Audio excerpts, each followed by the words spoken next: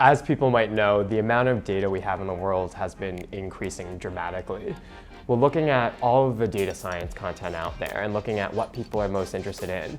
How can we start to slowly get people into learning what really goes on in a data scientist's life?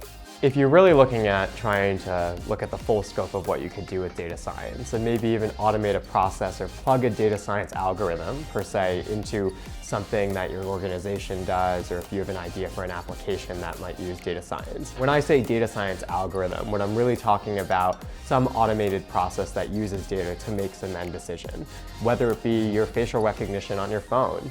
Every time you pull up your phone, it notices, is this your face or is this not your face? And there's probably some data behind that that's been trained to do that recognition. So if we're gonna make that process, I mean, really what we also need to know is how to program that process. We try to make sure our students are sort of working together to solve problems. For anyone in the job world, you know that teamwork is really relevant to being able to solve things, not just from a factor of people have different skills, but people have different opinions on how to go about an issue.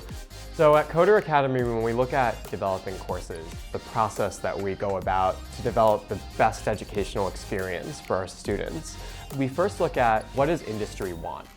Our end goal is to get our students into jobs that are relevant and interesting to them. We really care about the educational experience of our students, and what we do at Coder Academy is essentially to be able to say, wherever you are in your life, whatever age you are, whatever background you come from, there's a place in technology for you.